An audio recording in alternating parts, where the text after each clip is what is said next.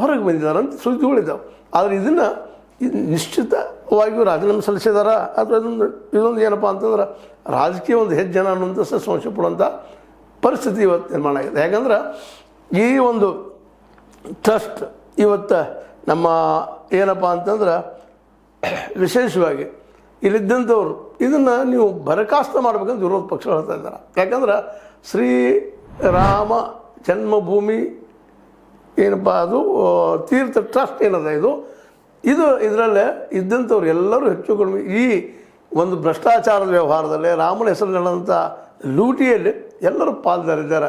ಇದು ಮೊದಲು ಬರಖಾಸ್ತು ಮಾಡಿ ಇದನ್ನು ಮಹಂತರ ಕೈಯಲ್ಲೇ ಸ್ವಾಮೀಜಿಗಳ ಕೈಯಲ್ಲೇ ಧರ್ಮದ ಒಂದು ಏನು ಪೂಜೆ ಪುರಸ್ಕಾರ ಮಾಡ್ಕೊಂಡು ಬಂದಿರ್ತಾರಲ್ಲ ಅವ್ರ ಕೈಯಲ್ಲೇ ಇಡೀ ಈ ಒಂದು ರಾಮ ಮಂದಿರ ಕೊಡಬೇಕು ಅಂತೇಳಿ ಒತ್ತಾಯ ಮಾಡ್ತಾ ಇದ್ದಾರೆ ನಮ್ಮ ಕೇಜ್ರಿವಾಲ್ ಅವರು. ಕಾರಣ ಇಷ್ಟ ಇಲ್ಲಿ ರಾಜಕಾರಣಿಗಳನ್ನು ವ್ಯವಹಾರ ಮಾಡೋರನ್ನು ವ್ಯಾಪಾರಿಗಳನ್ನು ತಂದಿಟ್ಟರೆ ಇದು ಗದ್ದಲ ಆಗುವಂಥದ್ದನ್ನು ಇದರಲ್ಲಿ ಎರಡು ಮಾತಿಲ್ಲ.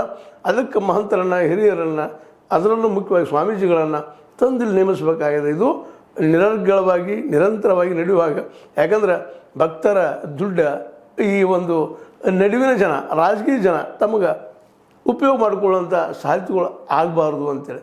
ಮತ್ತು ಇನ್ನೊಂದು ಮಾತು ಮುಂದೆ ಒಂದು ಹೆಜ್ಜೆ ಮುಂದೆ ಹೋಗಿ ಇಲ್ಲಿವರೆಗೆ ಅನೇಕ ವಿಷಯಗಳಲ್ಲಿ ಇಲ್ಲಿ ದುಡ್ಡನ್ನು ತೆಗೆದುಕೊಂಡು ನಮ್ಮ ಸಂಜಯ್ ರಾವುತ್ ಅವರು ಆರೋಪ ಮಾಡ್ತಾ ಇದ್ದಾರೆ.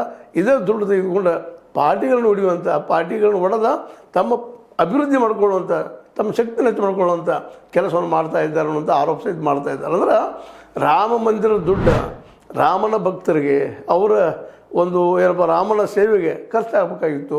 ಆದರೆ ಇವತ್ತು ಅದು ಏನಾಗ್ತಾ ಇದೆಯಪ್ಪ ಅಂದ್ರೆ ದೇಶದಲ್ಲಿ ರಾಜಕೀಯ ಪಕ್ಷಗಳು ಹೊಡೆಯುವಲ್ಲೇ ತಮ್ಮ ಪಕ್ಷವನ್ನು ಗಟ್ಟಿ ಮಾಡ್ಕೊಳ್ಳಲ್ಲೇ ರಾಜಕೀಯಗೊಳ್ತಾ ಇದೆ ಅಂತ ಅನ್ನೋದು ಸಂಜಯ್ ರಾವುತರ ನೇರ ಆರೋಪ ಆಗಿದೆ. ಯಾಕಂದರೆ ಈಗಾಗಲೇ ನಿಮಗೆ ಗೊತ್ತಿದೆ ಇಲ್ಲಿ ರಾಜಕೀಯ ಪಕ್ಷಗಳನ್ನ ಅನೇಕ